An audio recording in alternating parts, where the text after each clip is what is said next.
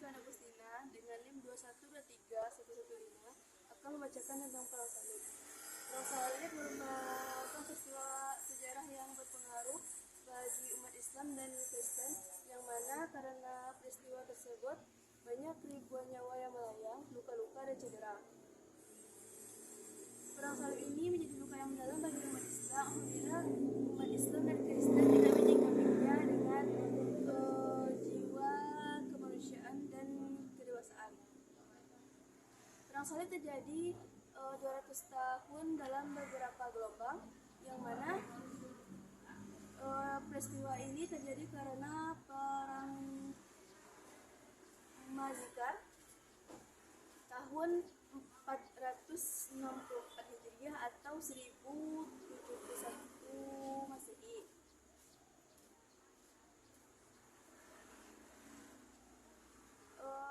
Yang mana pasukan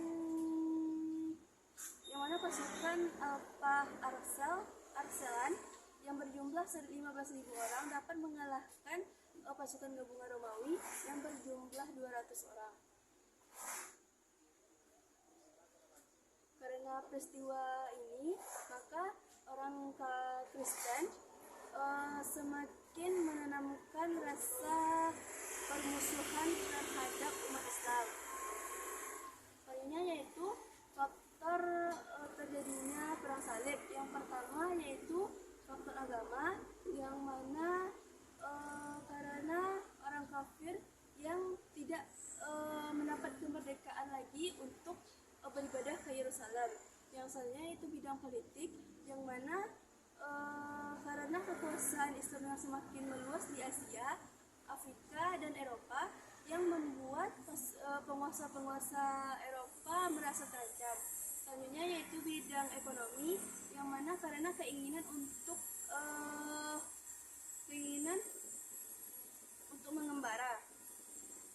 Selanjutnya yaitu selain faktor tersebut juga ada beberapa faktor lain, yang mana karena lemahnya persatuan umat Islam dan karena berdirinya kerajaan Eropa baru.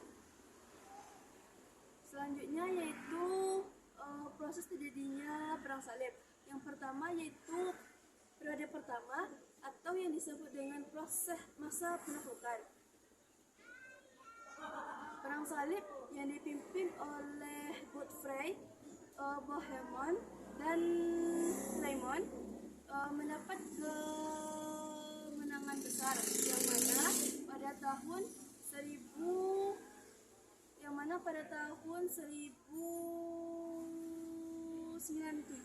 mereka dapat menaklukkan Nicea, dan pada tahun 1908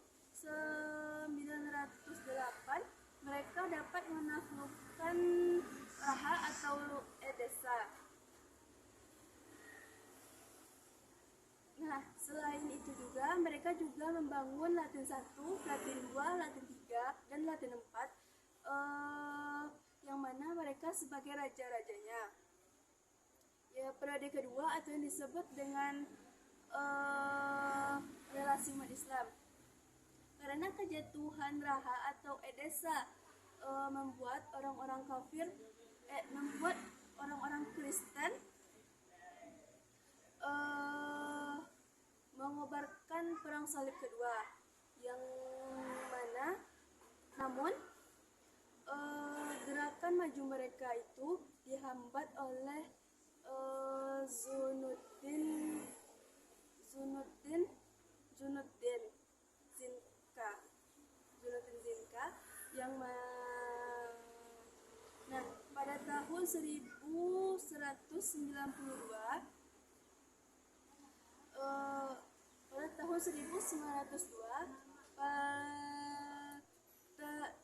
dibuatlah sebuah perjanjian antara pasukan